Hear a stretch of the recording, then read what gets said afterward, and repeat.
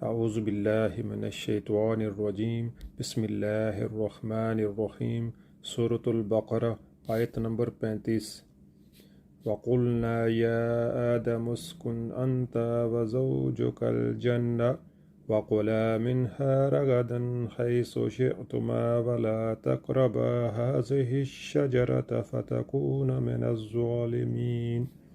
ترجمہ: پھر ہم نے آدم سے کہا کہ تم اور تمہاری بیوی دونوں جنت میں رہو اور یہاں بفراغت جو چاہو کھاؤ، مگر اس درخت کا رخ نہ کرنا ورنہ ظالموں میں شمار ہوگے۔ اس سے معلوم ہوتا ہے کہ زمین یعنی اپنی جائے تقرر پر خلیفہ کی حیثیت سے بھیجے جانے سے پہلے ان دونوں کو امتحان کی غرض سے جنت میں رکھا گیا تھا تاکہ ان کے رجحانات کی آزمائش ہو جائے۔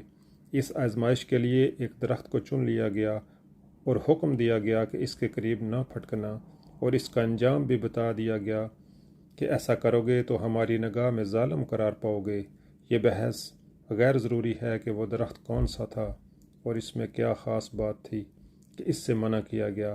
منع کرنے کی وجہ یہ نہ تھی کہ اس درخت کی خاصیت میں کوئی خرابی تھی اور اس سے آدم و حوا کو نقصان پہنچنے کا خطرہ تھا۔ اصل غرض اس بات کی آزمائش تھی کہ یہ شیطان کی ترغیبات کے مقابلے میں کس حد تک حکم کی پیروی پر قائم رہتے ہیں۔ اس مقصد کے لیے کسی ایک چیز کا منتخب کر لینا کافی تھا، اس لیے اللہ نے درخت کے نام اور اس کی خاصیت کا کوئی ذکر نہیں فرمایا۔ اس امتحان کے لیے جنت ہی کا مقام سب سے زیادہ موزوں تھا۔ دراصل اسے امتحان گاہ بنانے کا مقصود یہ حقیقت انسان کے ذہن نشین کرنا تھا کہ تمہارے لیے تمہارے مرتبہ انسانیت کے لحاظ سے جنت ہی لائق و مناسب مقام ہے۔ لیکن شیطانی ترغیبات کے مقابلے میں اگر تم اللہ کی فرما برداری کے راستے سے منحرف ہو جاؤ گے تو جس طرح ابتدا میں اس سے محروم کیے گئے تھے اسی طرح آخر میں بھی محروم ہی رہو گے۔ اپنے اس مقام میں لائقی، اپنے اس فردوں سے غم گشتہ کی بازیافت تم صرف اس طرح کر سکتے ہو کہ اپنے اس دشمن کا کامیابی سے مقابلہ کرو جو تمہیں فرما برداری کے راستے سے ہٹانے کی کوشش کرتا ہے۔ ظالم کا لفظ نہایت معنی خیز ہے۔ ظلم دراصل حق تلفی کو کہتے ہیں۔ ظالم وہ ہے جو کسی کا حق تلف کرے۔ جو شخص خدا کی نافرمانی کرتا ہے وہ در حقیقت 3 بڑے بنیادی حقوق تلف کرتا ہے۔